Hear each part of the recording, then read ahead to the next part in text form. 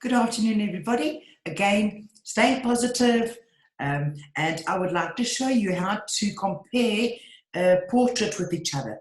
Say, for instance, you had a commission that you have to do, and you're not quite sure if your eyes and the portrait actually fits the subject matter. Even though you've measured it all out, let's double check that. I'm going to share my screen with you. So I am going to disappear, just do the background. Right, there we are. Right, I've got two different pictures here. I've got the original in Photoshop open, and I've got the artwork on there. Now we just want to make sure that this fits onto that. So the way you're going to do that is, again, working with layers. I am going to start off and take my background and duplicate that layer. Right, that, otherwise we can't manipulate it. And then I'm going to hide my background layer.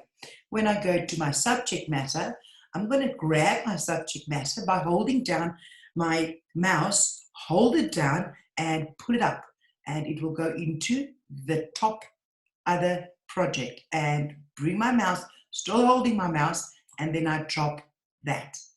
Okay, now surely we need to get both of these images exactly the same size, and that can sometimes be difficult.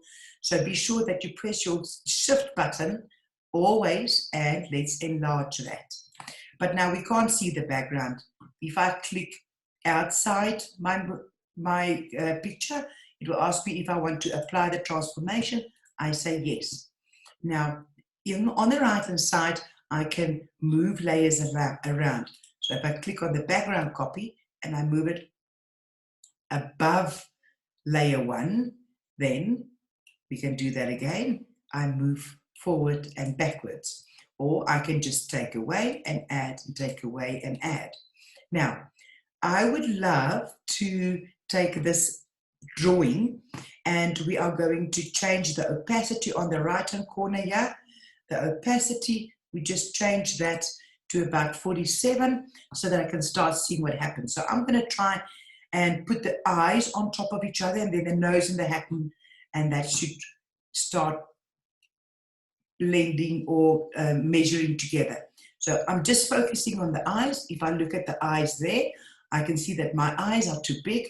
So I'm just going to make this picture a little bit smaller, like that. And take it again and drag it up to that. Well, that's very, very, very close. Just again, want to make sure about the size that I've got here. You've got to compare apples with apples here. I'm going to go slightly bigger. I'm going to come down again, place that onto that subject matter, and then we can start seeing the beard. The Philosekund might be out a little bit, but I'm not too unhappy about the hat. We've marked that now.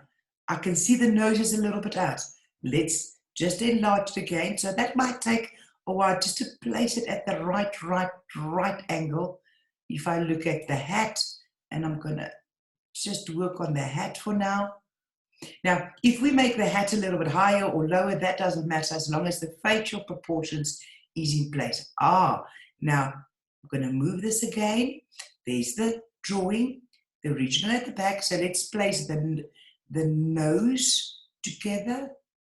So the moment I place the nose there, the eyes fit into place. That is very well done. Now, let's take and I apply that. Let's take the opacity up again.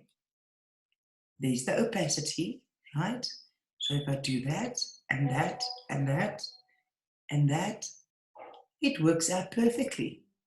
If I remove the background, let's just take the opacity way up.